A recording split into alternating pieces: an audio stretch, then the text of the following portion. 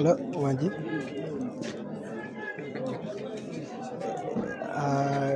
Nkomyewo live. Nkomyewo. Ntadeke mutieni. Nekirala. Basanze mu box Nsumulule. Njagadde enkulu. Kati awongeretani abaaliko. Naye nga bakyafulumya ndala ziggweyo then okubala kugende mu maaso ngenda banku gano kasita nkomyewo live.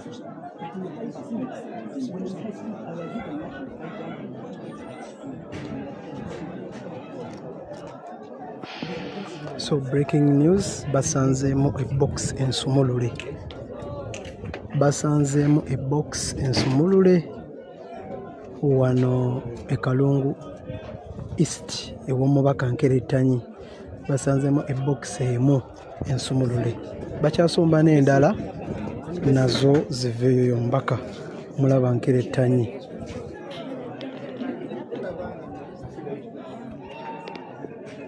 Atuuka sharinga tuli Kalungu gye bali mu kubalira obululu.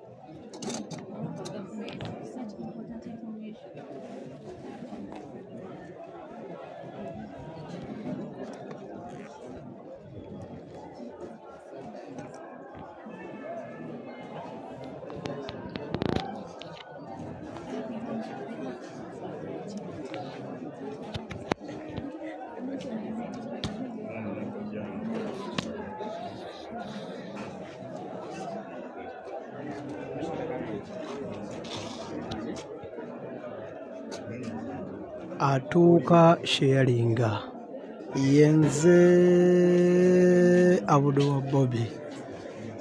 Breaking news, akujjayo ebox abatabaddeyo network wetu tawatawanyiganyiza basanzeyo ebox nga tekuliko siiru. Nga siiru Nsumulule.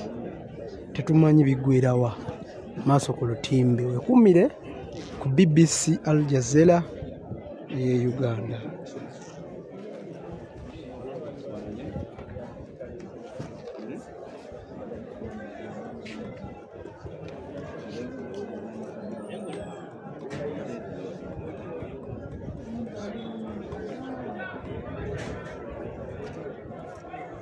Atuuka gisheyalinga ennyo tuli Kalungu okuddamu okubala obululu wakati wa bamulanga Ssempijja n'omukulu yakwatira NUP bendera gwe bayita Nkerettanyi. Eddoboozi liri wansi nsi omusingamu mwe mbadde mwampulizaako.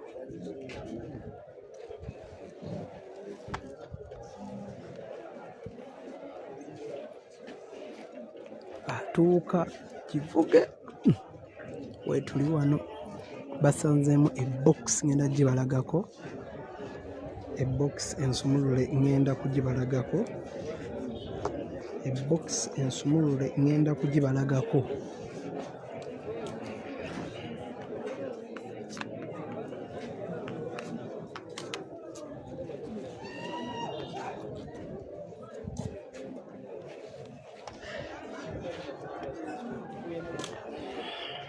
Mwana network entawanyiza nnyo bannange. Wedda network mwandese network enzoganya. Annange network egenda kunzitamu omuntu wankyuse layini. Naye nesimu ey'okulika ngiteke standby noddamu ekyankala nga nteekako eno direct. Kuba bino bigenda kunyuma. one box ebadde siiru nga nsumulule. Waliwo n'endala kangendewo.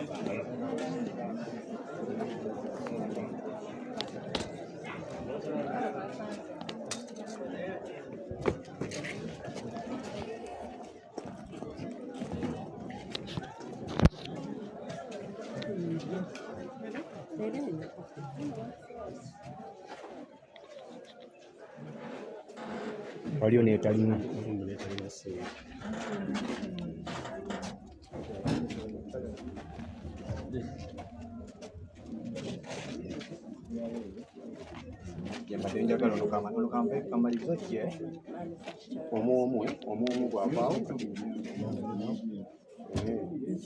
Neno nsumulule. Kalungu district, Lwabenge, Bugomola polling station. Bugomola polling station. Yeah, I just opening, but it has a seal. Kati nze ndiwo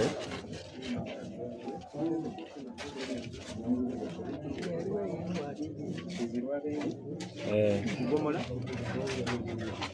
polling station yali Kityaba.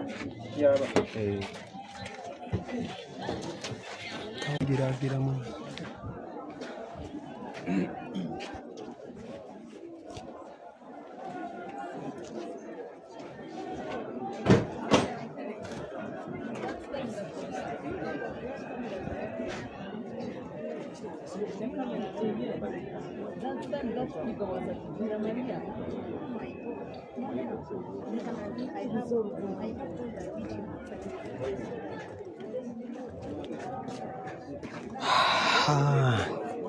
Mubeereko buli kimu ngenda kibawa maama. Oli ku BBC Al Jazeera, Jebi Mwange Uganda. Kyekirala ekizze.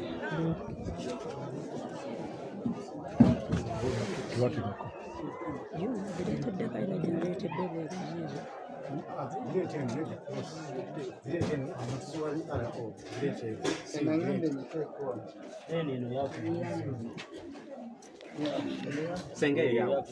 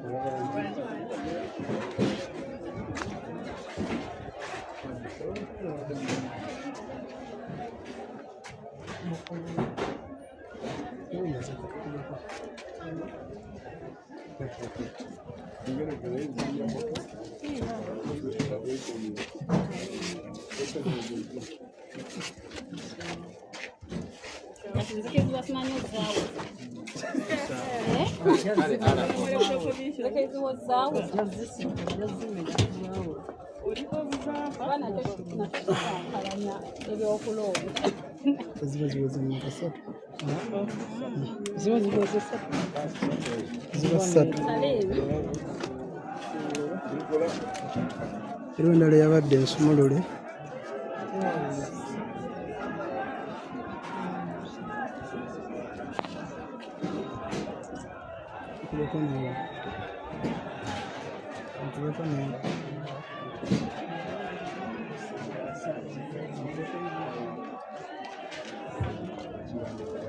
Neno nayo yabadde ensumulule. Kaweddemu.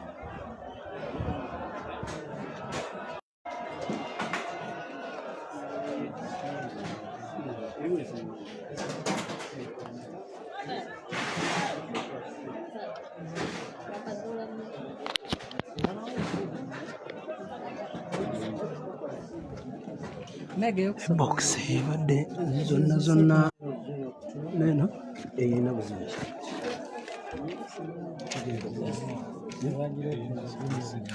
Tebagirokinga ate nabalaze 18 45685 EC 18 45 45 68 8 4 4 high school. Lwabenge Bugomola Lwabenge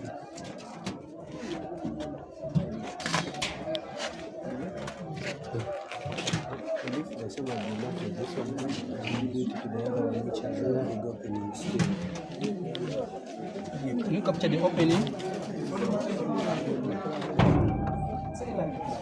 Anything can be put inside this. We record this,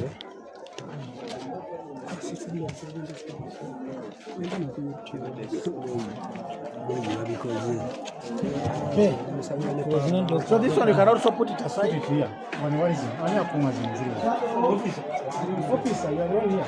There's another one here. Take charge of them. Come and add this one.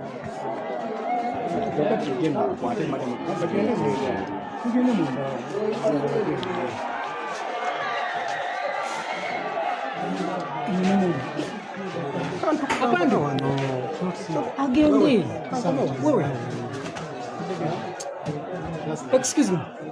Take this one here. Yakolera wano.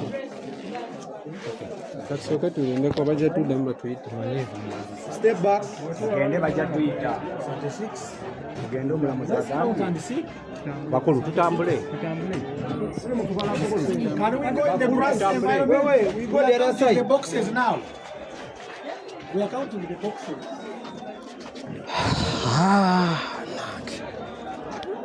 Leera.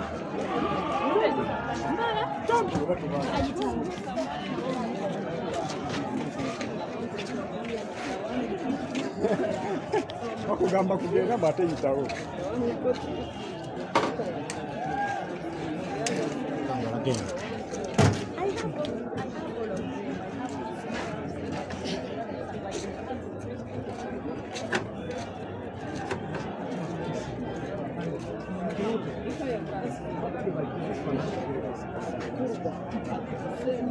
Neyo.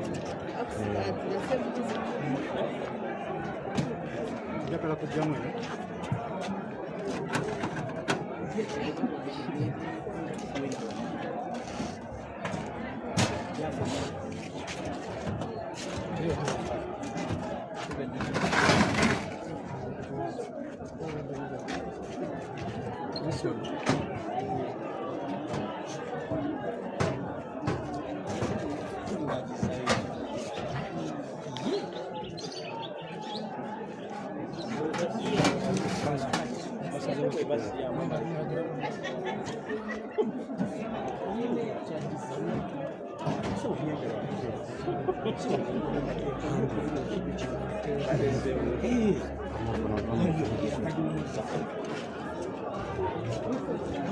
Ye mulamuzi asiimwe agenda mu maaso n'okubala we muli.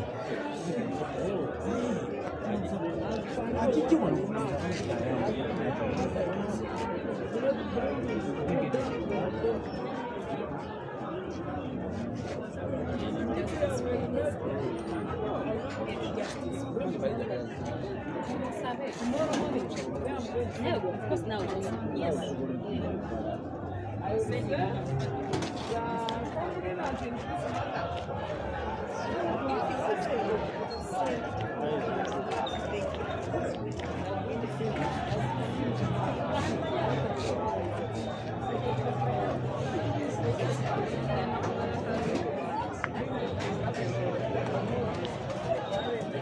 Yes, we are guiding fire.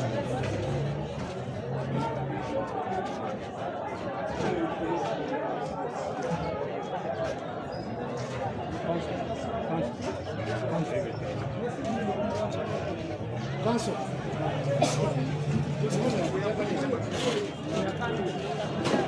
Find help.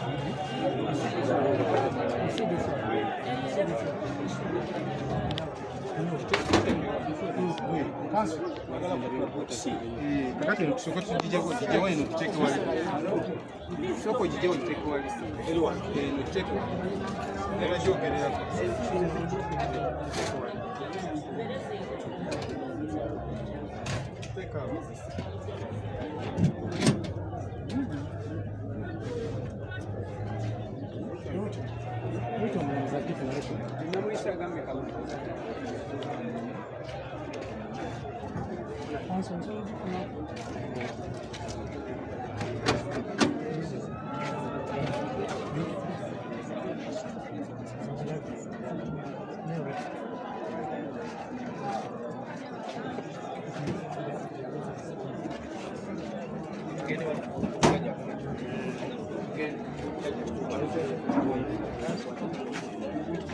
Oyo mukyala akulira ebyokulonda wano.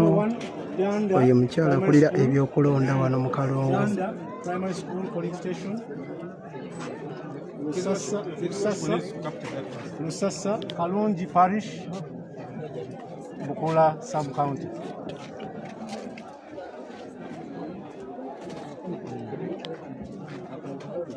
Seal number.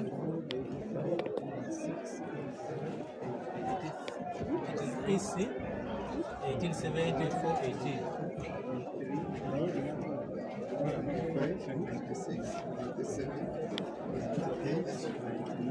Omulamuzi ali mu maaso agenda awala.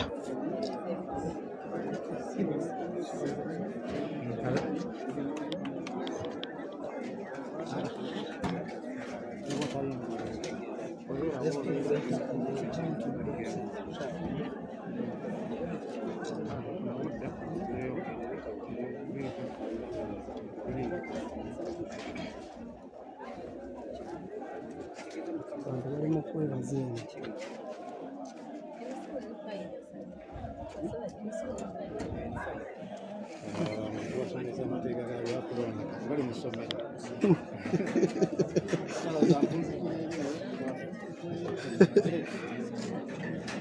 Oyo Kanso Sam Muyizi.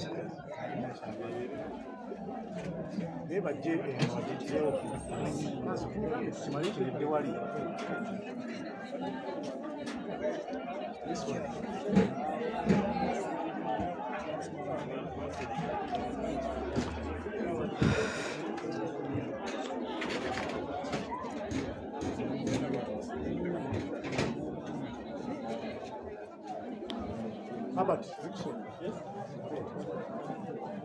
It's going to come. Once again, that one needs to be the other one on the sides. Does it still loose?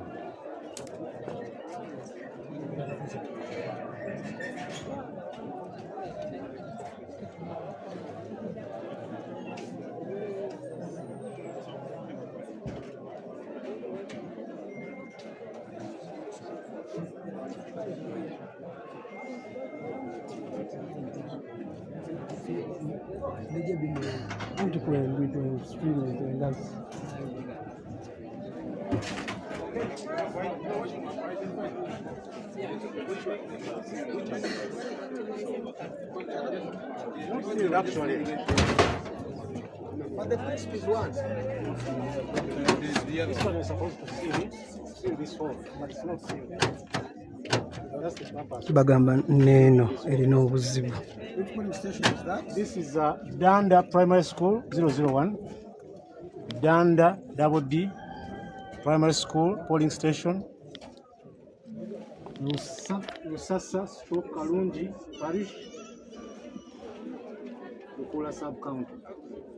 Which parish? Lusasa stroke Kalungi Parish. Bukula Sub-County.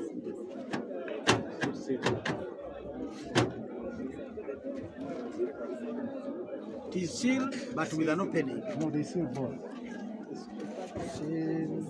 Even this one is supposed to be sealed.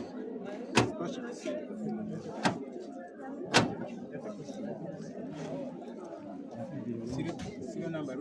No, the polling station is 001. The serial number here is EC187 0418. Is what? The serial part of it is 187 0418.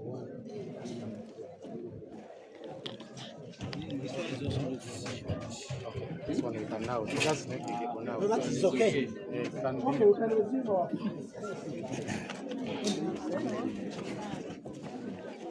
Ndina akatebe kange.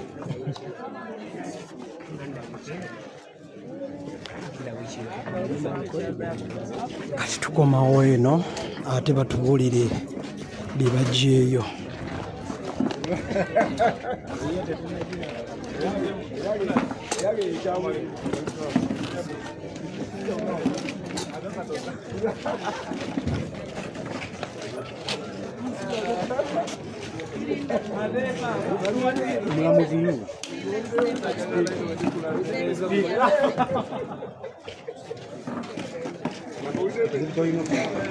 La cámara.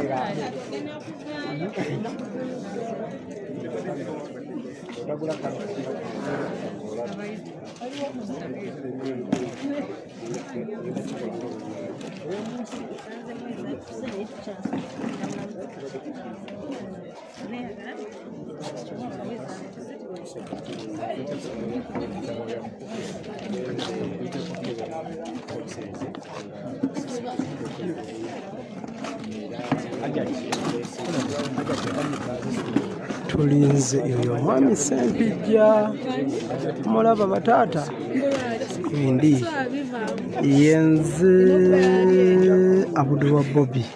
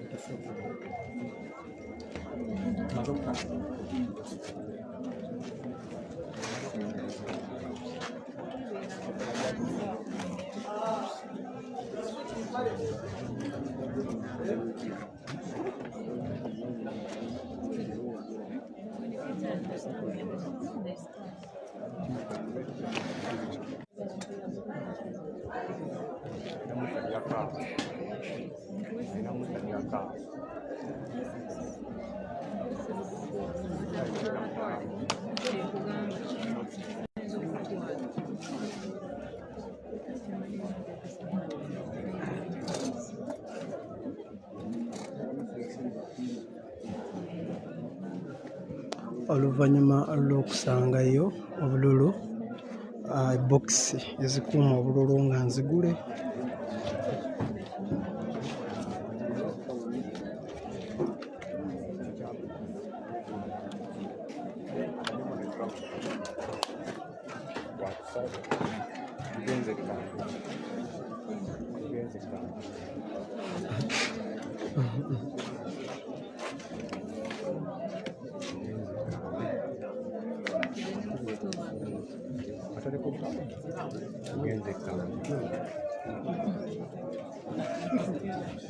Tulinze kyekiddako.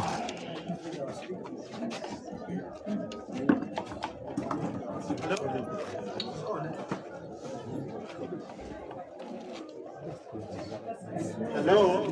Yes, welcome back from the process of verification and sorting of the ballot boxes, and we are going to listen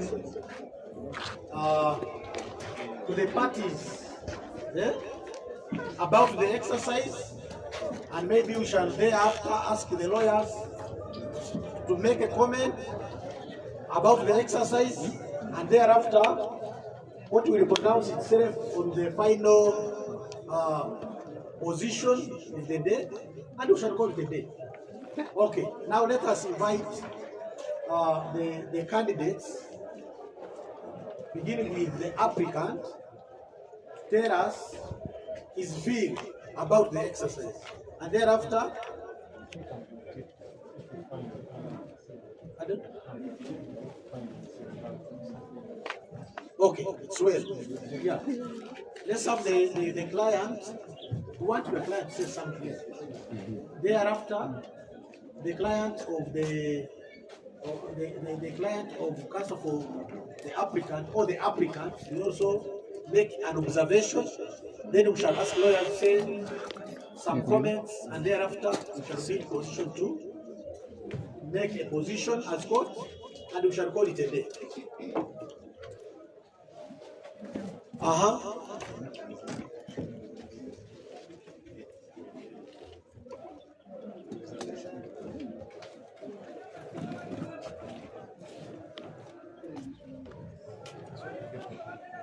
Thank you, Your Honor. My name is Chiruruta Yusufu Junior Keretai, the respondent in this matter and the duly elected MP for Kalungu East constituency.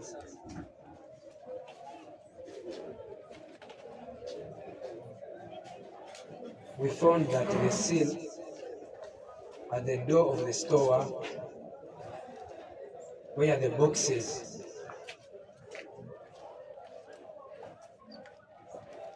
were being stored was not tampered with, and analyzed it fully, and I realized that there was nothing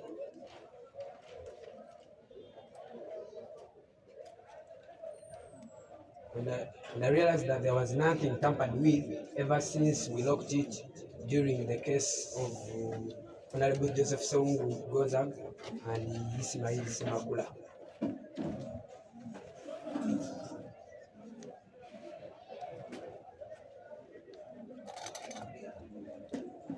I've keenly observed everything physically,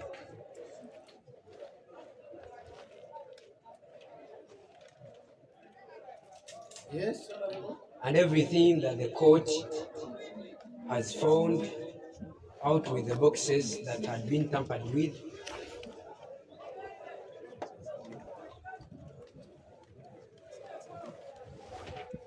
My lawyers will submit on it.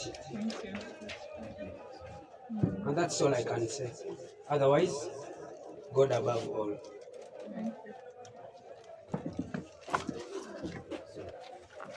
Thank you so much, the respondent in this matter.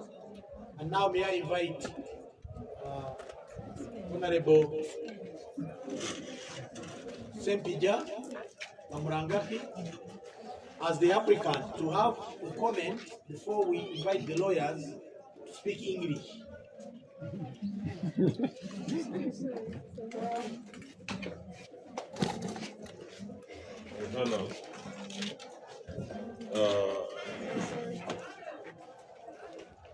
Certainly, God did not break his seal,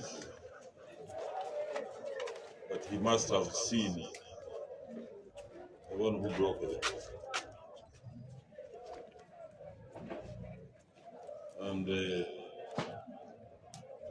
personally, I have not seen justice, because I wanted to see the truth, how I was cheated, and I have not seen it.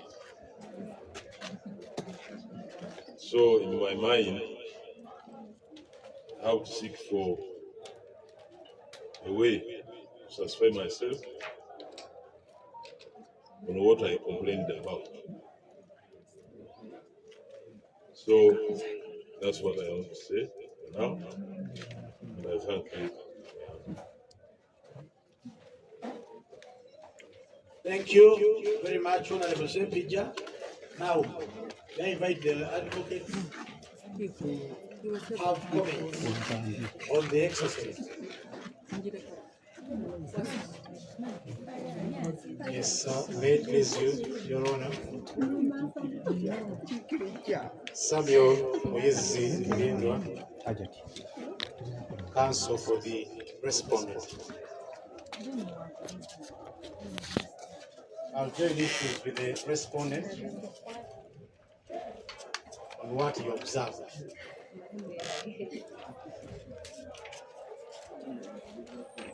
technically as council, I submit that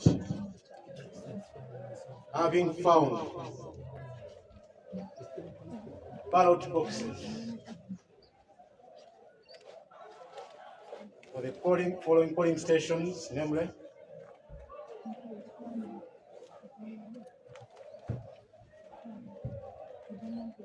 polling station 001, Danda Primary School, Osasa Stroke Kalungi Parish, Okola Sub-County, Kalungu County East, partly sealed with an opening. Having found the polling station of 006, Kamutuza, Kuchifumvu, polling station, Bogonzi Parish, Kula Sub-County of Kalungu County East constituency, and also having found polling station 006, Kamutuza dash Kuchifumvu. Sorry, maybe I'm repeating. Sorry. Having found 001, Siwula, LC1, Chitauluzi,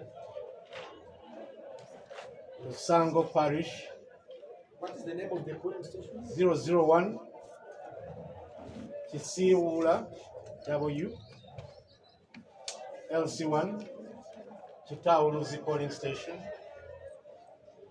Lusango Parish, Kula Sub-County, Kalungu County East constituency, without a seal, and also having found and established that polling station 002, Elite High School, Ugomola Parish, Wabenge Sub-County, Kalungu County East constituency, and having found polling station 007, Kabale 2, Uchazi, Ugonzi Parish, Bukula Sub-County, Kalungu East constituency, with a broken seal. Your Honor, having found also 008, Chitiaba, Madrasat, Taufik Mosque polling station of Gomola Parish. Kitiaba what? Chitiaba, Madrasat, Taufik Mosque polling station, Gomola Parish, Wabenge Sub-County, Kalungu County East constituency, and having found 1, 2, 3, 4, 5, 6 polling stations on my record,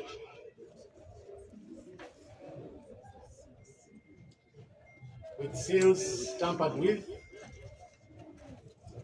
one of which had no seal at all, two of which had an opening on the top. The presumption we submit is that the person who tampered or broke the given seals was for the purpose over the other.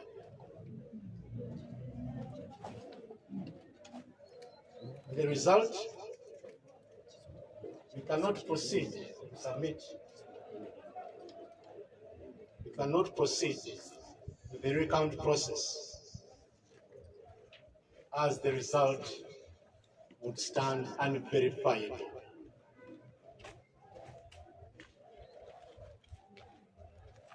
Your Honor, a similar situation was encountered. In civil revision number 009 of 2001, Revision number 009 of 2001, in the High Court of Uganda at Mbarara, arising out of Mbarara Civil Miscellaneous Application number 34 of 2001, between the Honorable Byanyima Winnie as applicant against Ngomanjime as respondent. Having gone through the exercise like we encountered, at page 13 of this decision, the Honorable Chibuka Musoke, Justice V.F. Musoke Chibuka rather, may his soul rest in peace. And paragraph 6.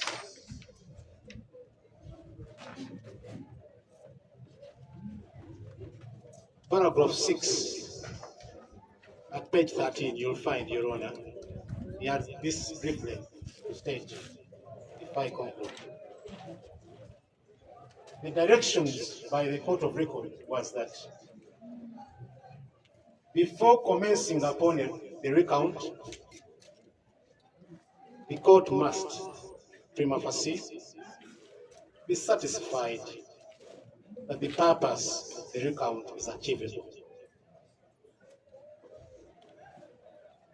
and that all, I emphasize, all the ballot boxes presented by the returning officer for the purposes of the recount, all the ballot boxes presented by the returning officer for the purposes of the recount must have been, and should still be sealed as required by the law. He went on to state that where any of those ballot boxes,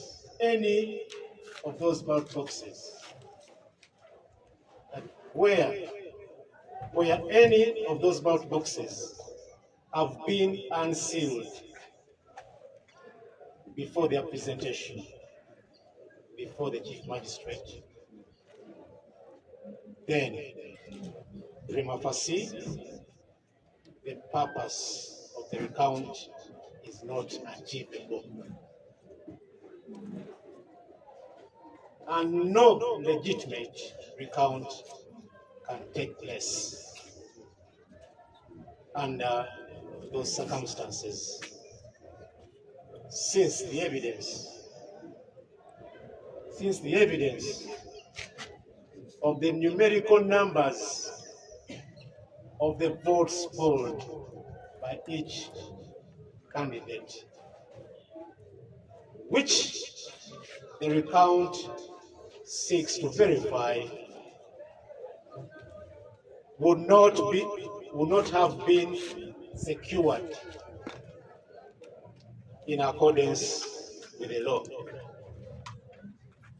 Finally, and they should be regarded as tampered with and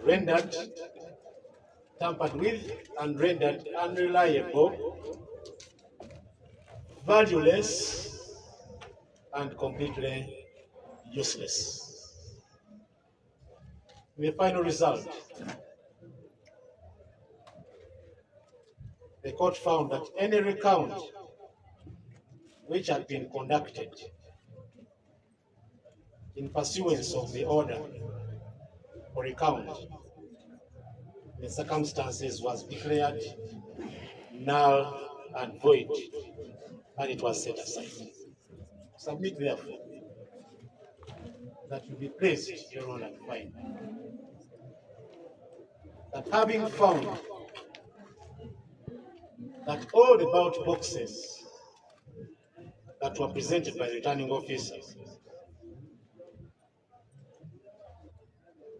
out of all the ballot boxes presented, 6 boxes were found either unsealed or with broken seals. Can you categorize them? Yes. For clarity. For clarity, 2 ballot boxes were found to be partly sealed with an opening on the top.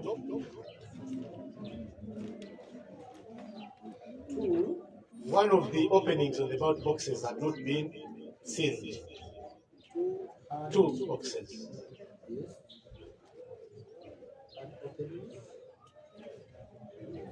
Your Honor, 1 box was completely without a seal, and 3 ballot boxes had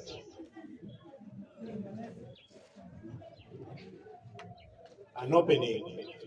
No, 2 had an opening with a loose seal. I'm sorry, 2 actually had not been properly sealed, and 1 had a completely broken seal. That's the account on my record. One was completely. 1 completely without a seal. Then how many were broken? Had broken seals. 1 was totally broken, the one on my record.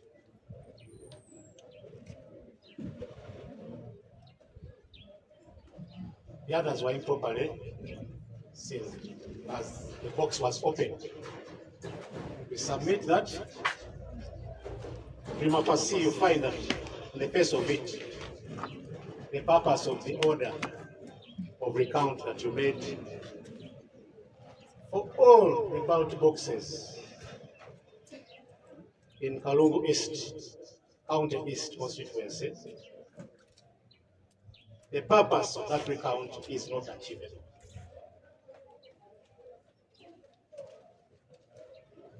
It's not verifiable. It is unsecured.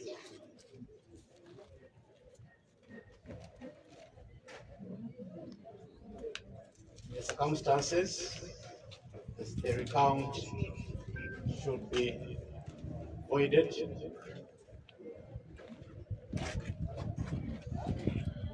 and that you proceed to confirm the declaration, the certificate confirming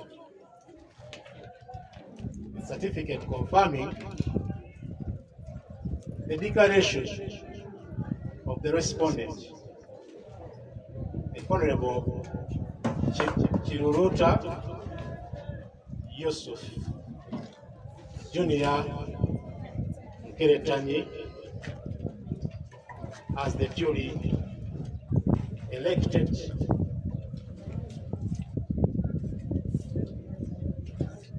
member to be gazetted. What is your prayer? That you find in the certificate of this process, under the hand of this court, that the Honorable Chiruruta Yusuf, Junior Nkeretanyi,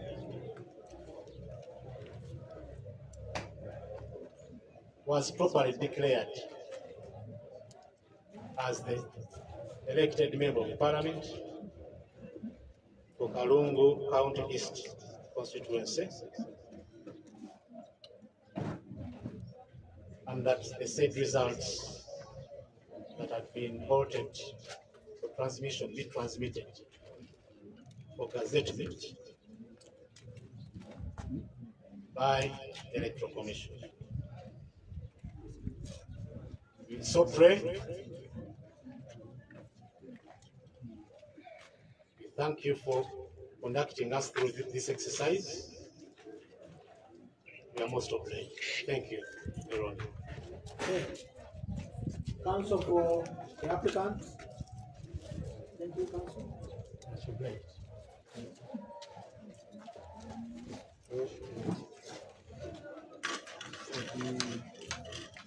You may need to come here, maybe if there is a network.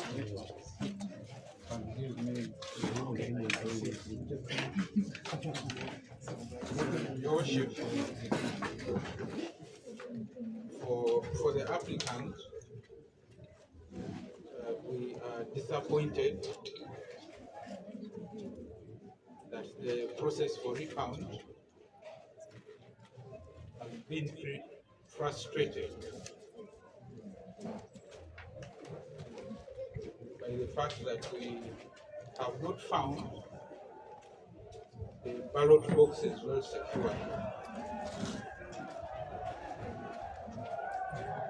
The owner best local practice requires concession where the facts are met. The law is that where the ballot boxes are tampered, the exercise cannot proceed.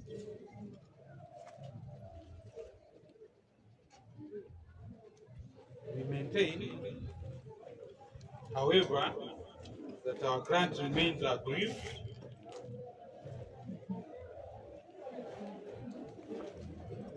we reiterate our submission that there was vote inflation, which we hope to discover through the process we have undertaken. Unfortunately, that has not been successful. Our only recourse shall be to pursue the next available remedy for Honorable Ssempijja, Vicent, so that he gets help. Thank you. Good. Okay.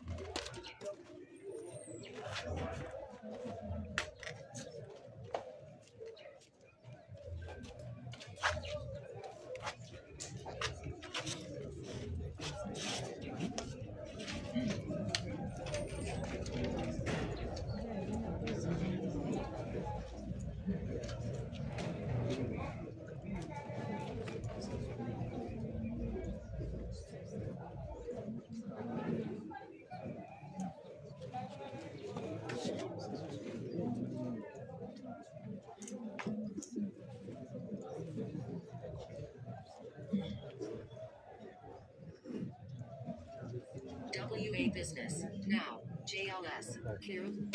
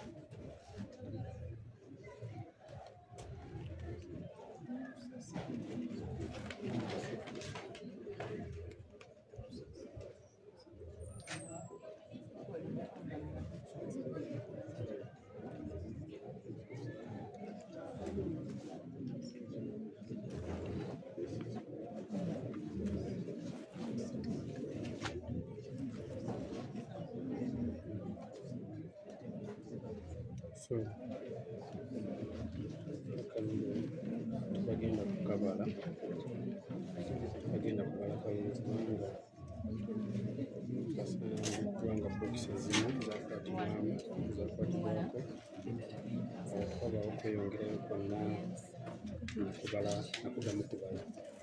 So tulinze ensalawo ya kkooti y'omulamuzi ate tubeere nga tumanya kiki ekigenda okubaawo oba kiki ekigenda mu maaso. Tuli mu kkooti.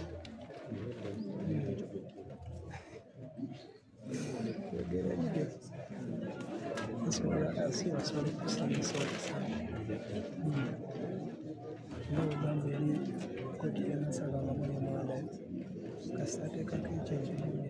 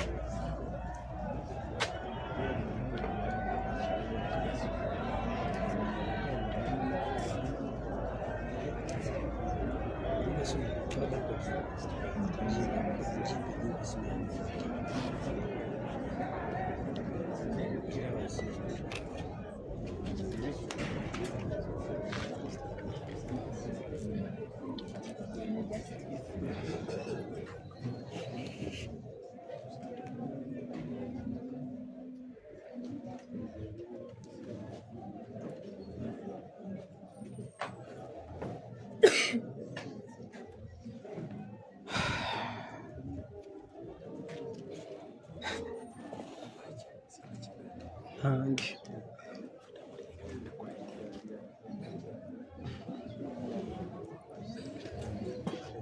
sirina kye naalidde ate ntuuse leero eno.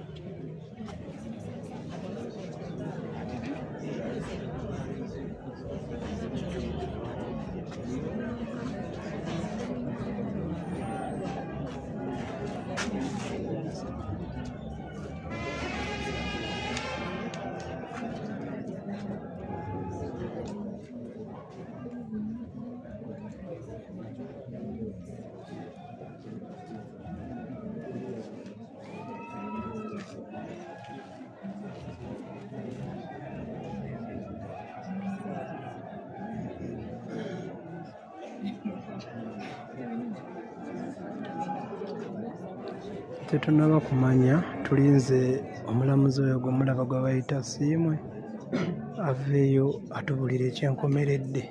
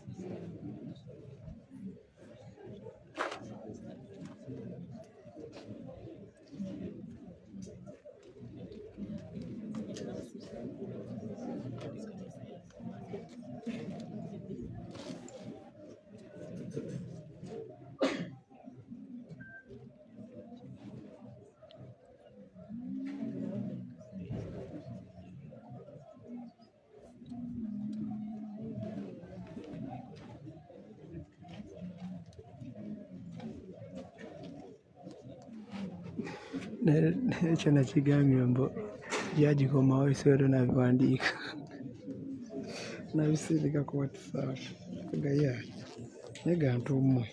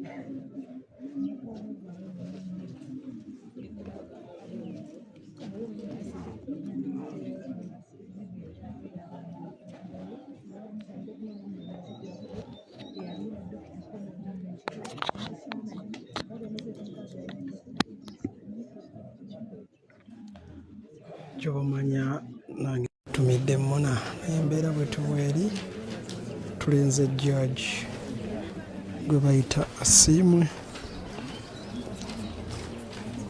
atuwa ensala esembayo. Bokisi 3 zisangiddwa nga teziriiko siiru era nga siiru ezisangiddwako siiru ebadde ensale.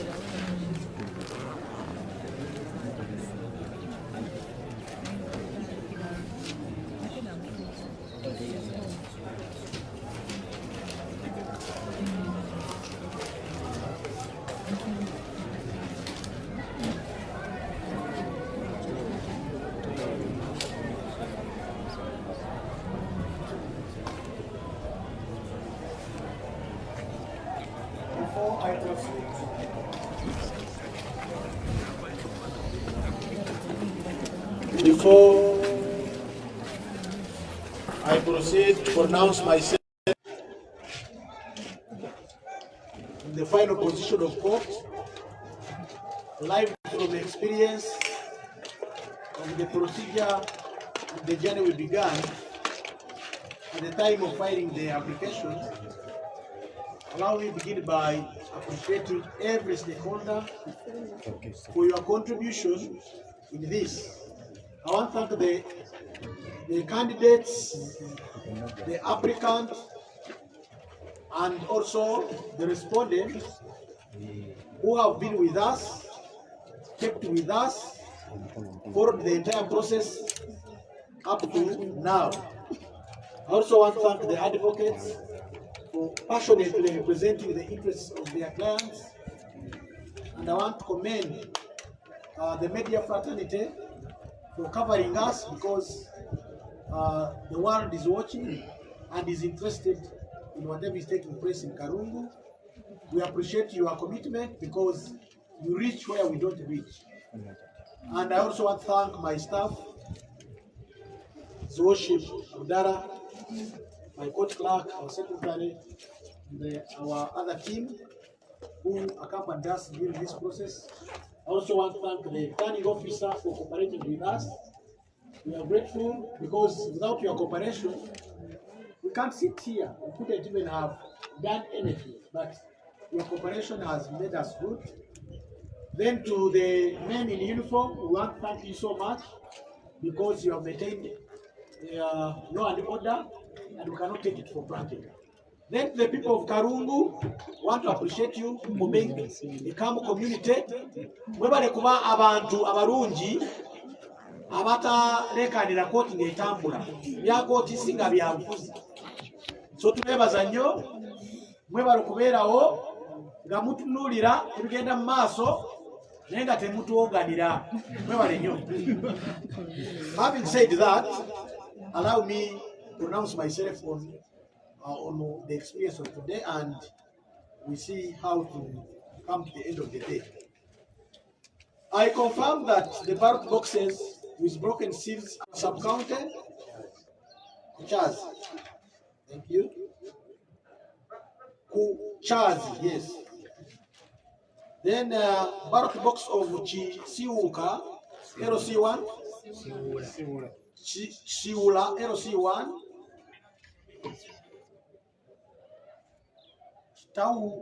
Tauruzi in Rusango Parish, Bukura sub-county, was found without a seal, and also EC 1870554 seal was found without a ballot box, but also broken.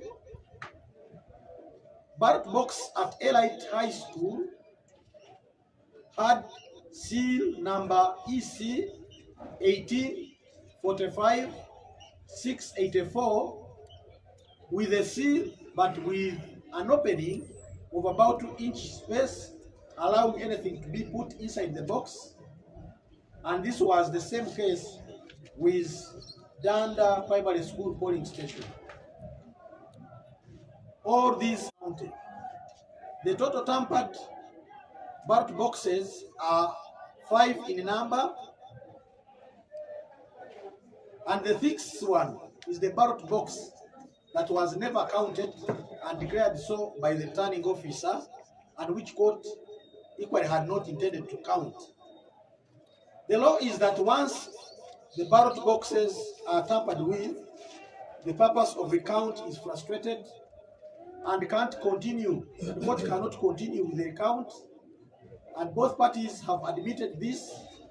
Indeed, the process, while well organized, could not be concluded due to broken and tampered with ballot boxes.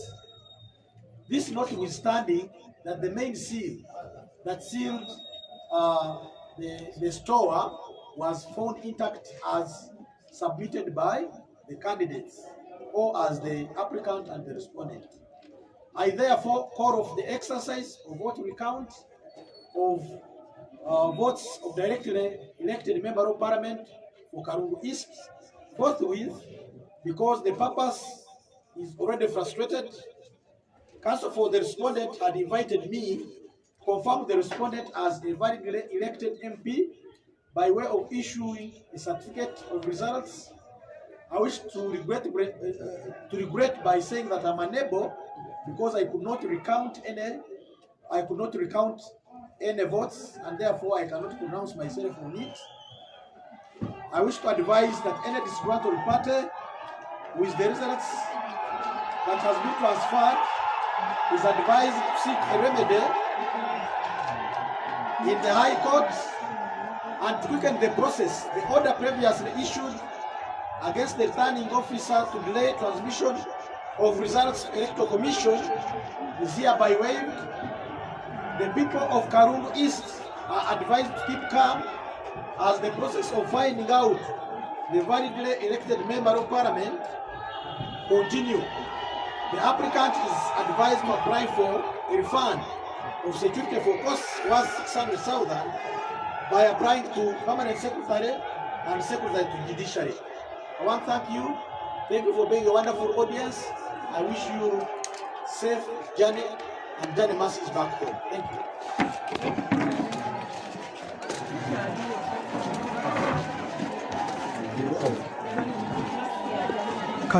Kale embeera bwetyo bwefaananye okubala tekugenze mu maaso. Tubuzeeko oli ku mukutu JB Mwange buza ku bawagizi abakulaba yonna e Kampala n'abali ewabweru abakulaba essaawa omulondo wa Kalungu kanzijeko ne masiki bayinza obutantegeera bulungi enzo omubaka omulondo ewa Kalungu East Constituency Kiruluta Yusufu Junior Keretanyi. Ekyamazima sinze nayagadde okujja wano kubanga obuwanguzi bwonna bubadde ku saidi yange right from day one. It is not even my journey, but it was a dream okuva eri Katonda gye nafuna as early as 2006 when I was in P7. Kati buli kimu kyonna kyonna abalwana nakyo, they are not fighting with me, they were fighting with God.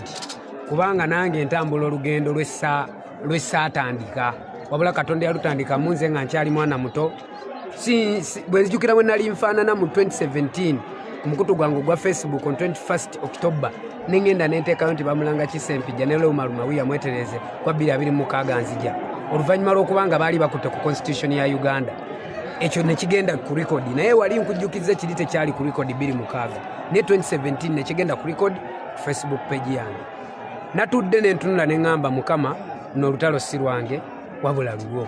Era byonna ntuse mu Kkooti nga buli kimu kyonna ekiriwo Kkooti yadde teyina nagenda maaso na bikawunti okusinziira ground zonna ze twagiwadde.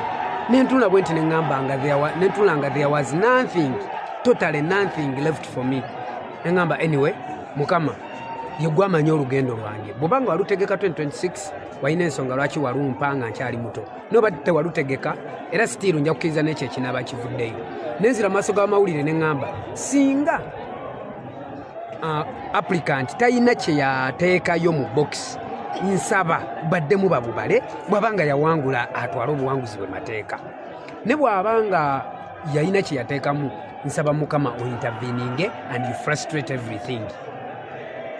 Kubanga naye yennyini bw'abanga yawangula yabadde yeetaaga obwenkanya bwe mbanga saawangula kubanga it is abalonzi abaalonda tugenda na majority ne baba yansingako akalulu kamu ye yandibadde akola kyalangirirwa. Neŋŋamba kati bigenze mu maaso mu mikono gya Katonda kubanga Kkooti ez'oku nsi z'abantu nange ng'omuntu nkoze kyenkoze ate ne bye bakoze gye sibadde sibimanyiiko ate era sibinaako buyinza ne mbirekera Katonda. Ne bafulumya box ne bafulumya bwentu nga ninze babale. My surprise box emu nga nkutufu neŋŋamba ekitegeeza essala ya Katonda yagirabye ng'oliwe kye babadde baakukusa kubanga enjovu tebagibbira mu kkutiya era wonna woogiyisa bagiraba nti eyo njovu ate ente tebagivugira kagaali oba onoogiyisaawa. Kitegeeza nti ekituufu kisigala kituufu n'ekikyamu kisigala kikyamu regardless ani akikoze. Nze mbadde mu mativu nakyo n'ekyandivuddeyo nga kibadde mu mazima na bwenkanya. Weewaawo ono applicant agambye nti addayo mu Kkooti still era nayo nja kumumeggerayo. I just want to tell him that he is fighting with what he doesn't know. He's fighting with me munda beyiye, but in real sense ali mu kulwanagana na Katonda. Nze sajja mbyabufuzi kubanga nali njagala nnyo olw'okuba nali mbyegomba nnyo wabula mbibeeramu kubanga ne bwe mbyewala bisigala bimpita, it is my calling. To him it is a business. Guno mulimu kyemuva mulaba afiirawo. Era asigala agamba ajja kukola ki? Ajja kweyongerayo. Naye yonna gy'anaagenda ekkooti eya Katonda yeesinga okubeera yeeramuza obwenkanya. Kyova olaba nze munene nnyo Katonda, oli munene nnyo Katonda, oli munene nnyo Katonda. Yali Katonda, ye Katonda, ajja kubeera Katonda era alibeeranga Katonda. N'eyo yonna nze nsaba Mukama ekintu kimu. Mukama oba omanyi nti ndi ku mazima. Yerulayo ekkubo yonna gy'anaagenda. Naye bwe mba siri ku mazima ekkubo liggala ate oggula eriri.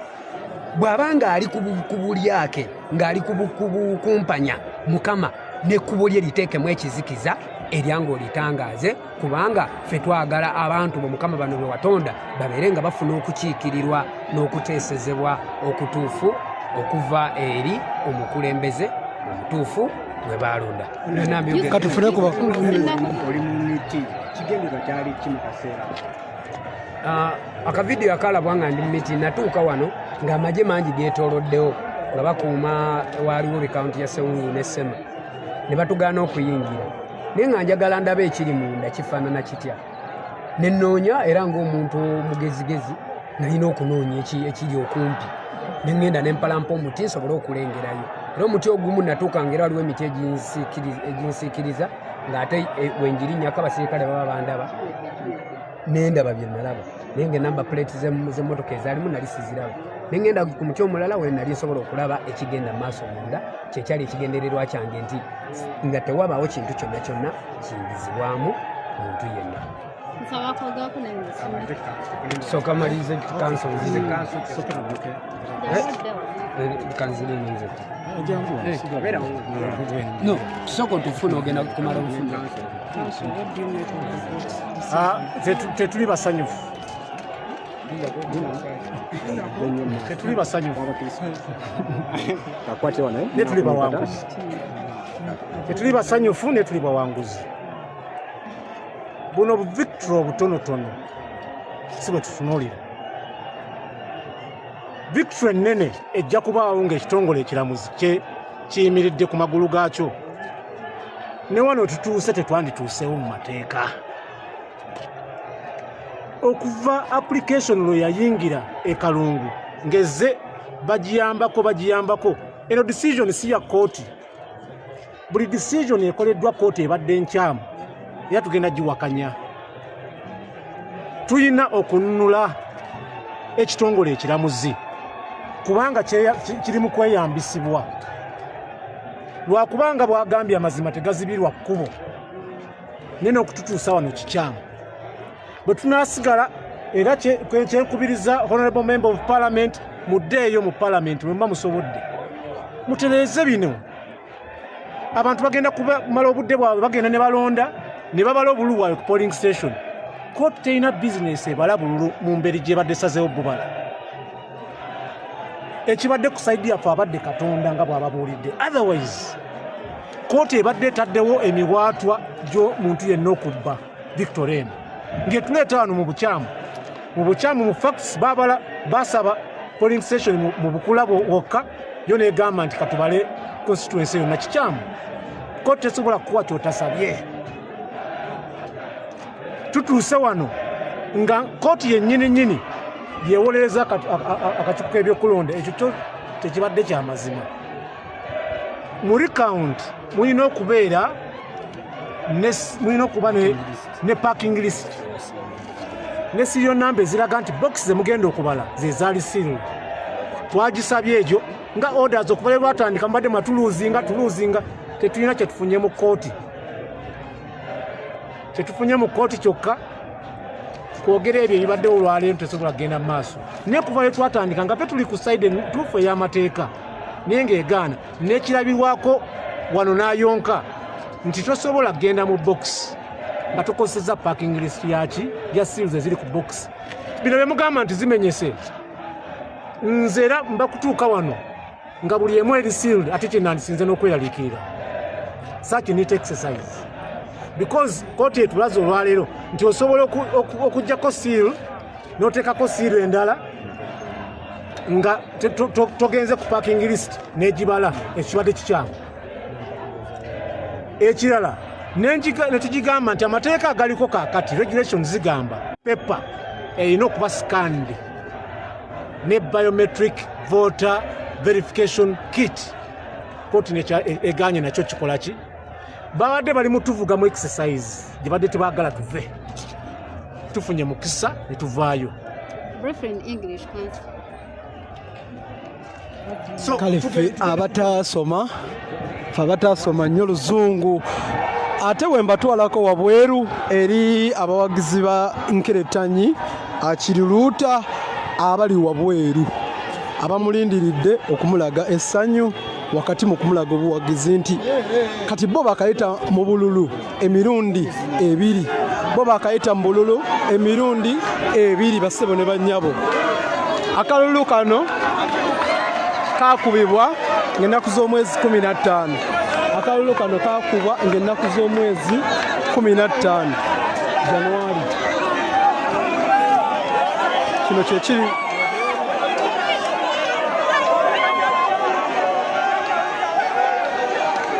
kyekiri wabweru ndowooza omukulu Ssempijja avaayo emoloka gy'ava emoloka gy'avuga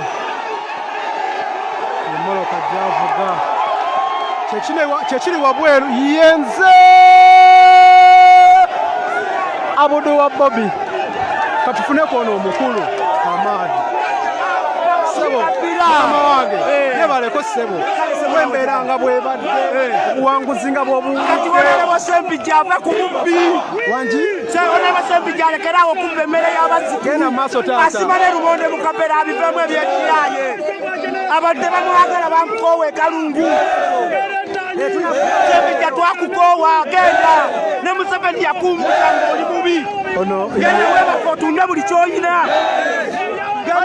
yali wanakwata ku nsawo ye tumulabye ani mubbi Ssempijja ye mubbi Ssempijja mu kalungu Ssempijja yagamba tusomefu abakuzi ab'enkya kyokka tagenda okuwummula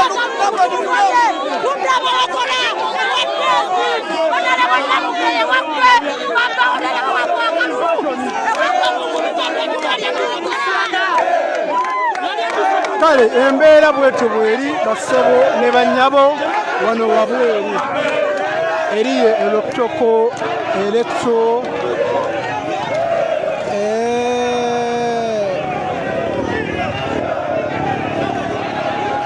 kale embeera eri wabweru bassebo ne bannyabo.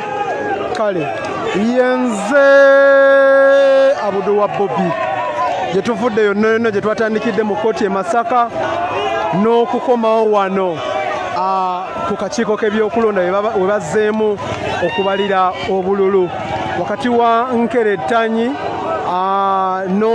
ne yaliko minisita oba omuwabuzi wa dictator Museveni Ssempijja bamulanga ki kano akalulu ababaddewo babadde bagamba nti kabadde wakati w'omwana ne jjajja abo ndowooza mulaba kabadde wakati w'omwana ne grandfather ekyo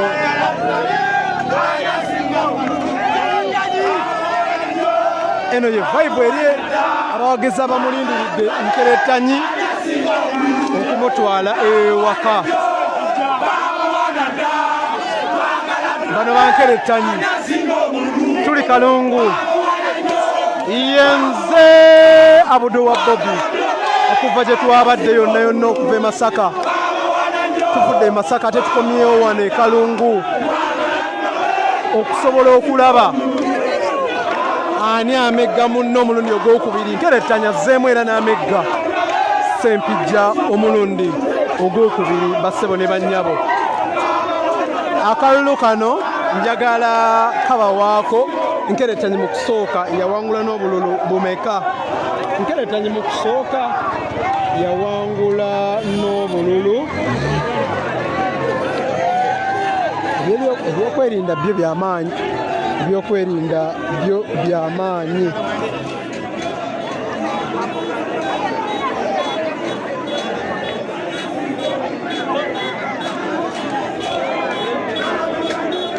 abo mbalazeeko ku bbinu eriri wabweru ate kanzireyo munda ate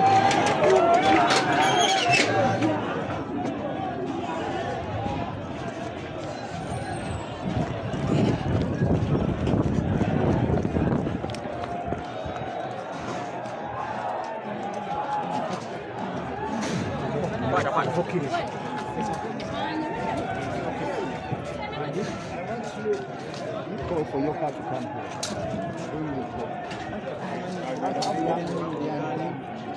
Whatever you want. But if they are ready to follow me, what if they catch backs outside? I wave at them and they follow. That's why Honorable, abantu baweeyo ku buzungu, abantu bakulabye okuva ku makya watandikidde nga bwe totambula side. Struggle, victory does not come easy. Yeah. It comes with the struggle. You know, spirit. This is the spirit we have to endure in a dictatorship. We may celebrate Keretanyi's win today, but we look at the bigger picture, the picture of liberating Uganda. We have a dictator up who stole the election, our election at national level. We can hardly do much at this level.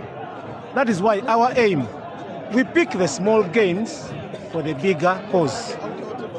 That's why we are happy today that at least, irrespective of court decisions which we reject, at least we've managed to go out still with the people's voice not challenged, not washed away by the wishes of the regime which lost. They are bad losers. They lost this election squarely.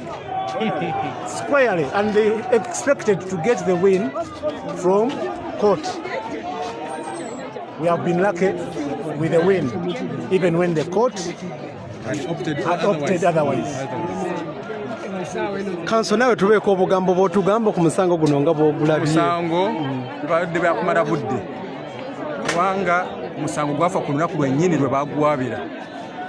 Era tuzze twemulugunya mu kooti nga tulaizinga criminal objections naye nga kooti tetuwuliriza.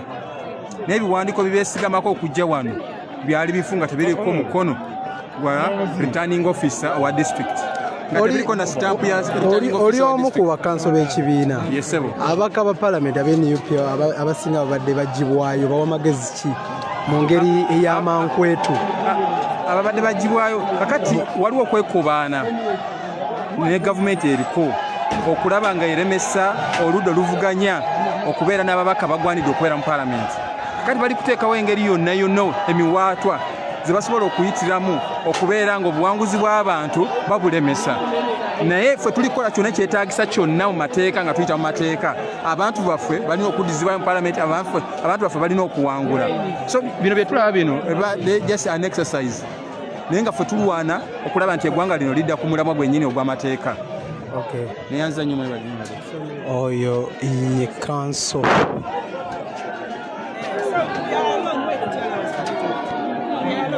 Let me pass.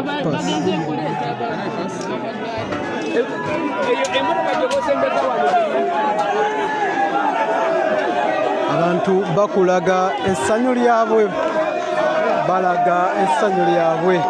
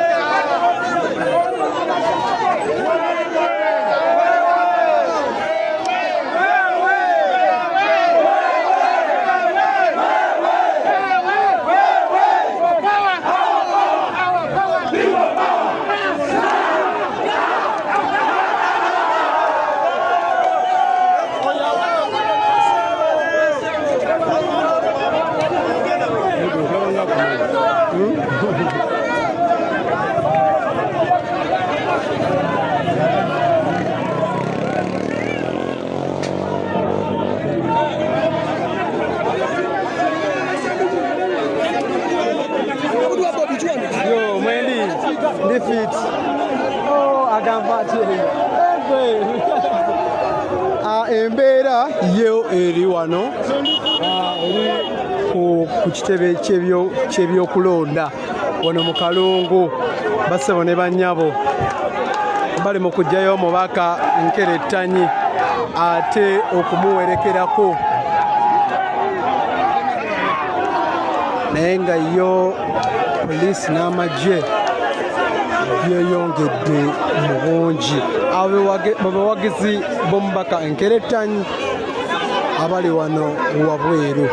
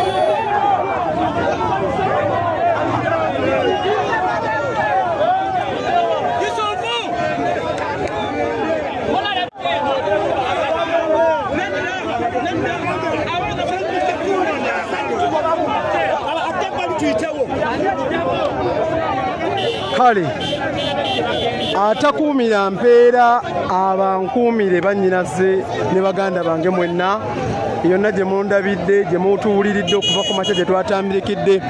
Eno ye BBC Alja Bisanga. Babala batya akalulu mubirabye, engeri gye babalamu akalulu, babba batya akalulu mubirabye, basangayo batya box ze babeera basumuluddeko seal nabyo mubirabye. Kyetugenda okunoonyereza be baani abasumulula siiru ezo, be baani abavunaanyizibwa ku siiru ezo ziba zikutuse, oba be baani abavunaanyizibwa ku bululu obubeera busangiddwa nga bayongeddemu ate ku kakiiko k'ebyokulonda wennyini nnyini. Ng'era omumanyi nakyemalira ne gavumenti ye, ebyo byonna byonna bikolebwa gavumenti ng'enaatera okuva mu buyinza. Yenze Abudu wa Bubi mukkiriza mberekereze ate tugenda kudda ne Honorable Nkerettanyi ekiro ajja kunyumyako naffe ku mukutu gwa JB Muwonge TV, ajja bitubuulira byonna ne ba lawyers bajja bitubuulira byonna, era na buli muntu yenna gwe kikwatako tujja mmutuukirira. Mukkirize mberekereze yenze Abudu wa Bubi ku mukutu JB Muwonge TV ye CNN ye BBC. Assalamu alaikum wa rahmatullahi wa barakatuh. Nga sinnabagenda njagala babuulira ku bululu Nkerettanyi bwe yawangula. Nkerettanyi yawangula n'obululu omutwalo, yawangula n'omutwalo gumu n'ekitundu mu 473, ate ye Ssempijja n'awangula n'obululu omutwalo gumu mu 1319. Abalala okwali Francis Katabaaze yali wa Independent yafuna obululu 649. Katongole Deogratias yafuna obululu 637. Irene Nanyanzi yafuna obululu 485. Mathias Kintu yafuna obululu 1089. Nowa DP Asmani Kabonge yafuna obululu 9. Basebo ne bannyabo bwe obululu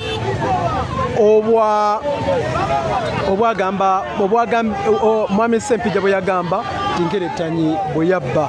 Basebo ne bannyabo mukkirize mberekereze atakuumira mpeera abankuumire.